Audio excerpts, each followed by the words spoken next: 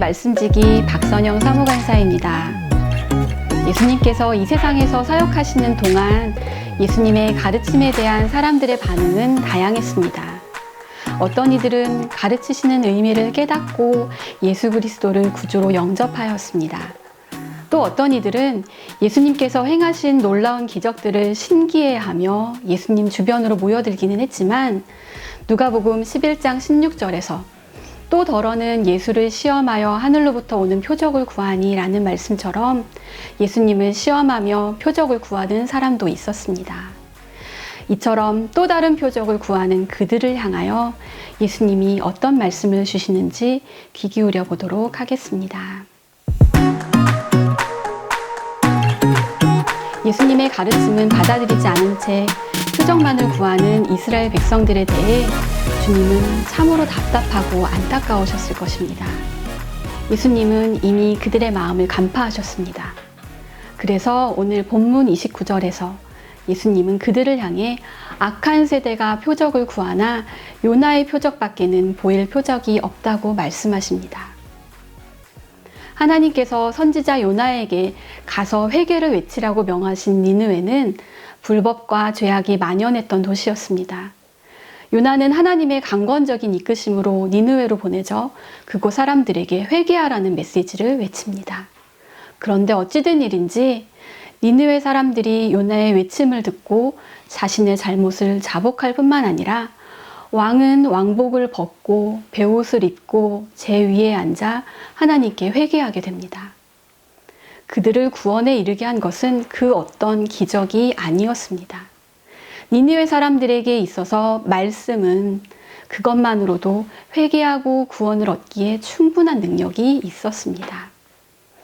그들은 이방인이었고 악을 행하던 자였지만 회개하지 않으면 심판을 받는다는 하나님의 말씀을 듣고 순종했던 것입니다.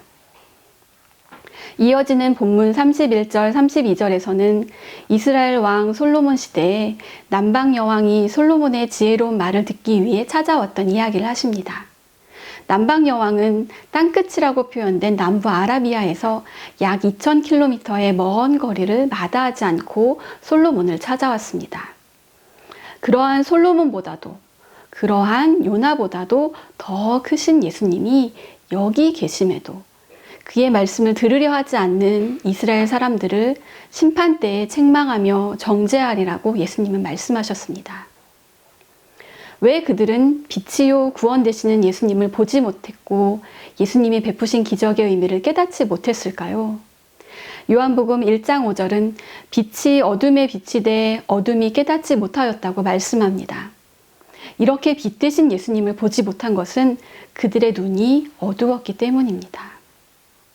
34절입니다. 내 몸의 등불은 눈이라. 내 눈이 성하면 온몸이 밝을 것이요 만일 나쁘면 내 몸도 어두우리라. 여기서의 눈은 우리가 뜨고 있는 눈이 아니라 마음의 눈, 영적인 눈을 말합니다. 눈이 어두워져 있었기 때문에 예수님을 보지 못하는 것이라고, 그러므로 건강한 눈이 있는지를 살펴보라고 예수님은 말씀하십니다. 눈이 성한 사람은 다른 사람이 보지 못하는 하나님의 깊은 세계를 볼 수 있습니다. 구원을 얻습니다. 뜻을 깨닫고 지혜를 얻습니다. 마태복음 6장 22절 그러므로 내 눈이 성하면 온몸이 밝을 것이요 에서 성한 눈은 영어로 single입니다.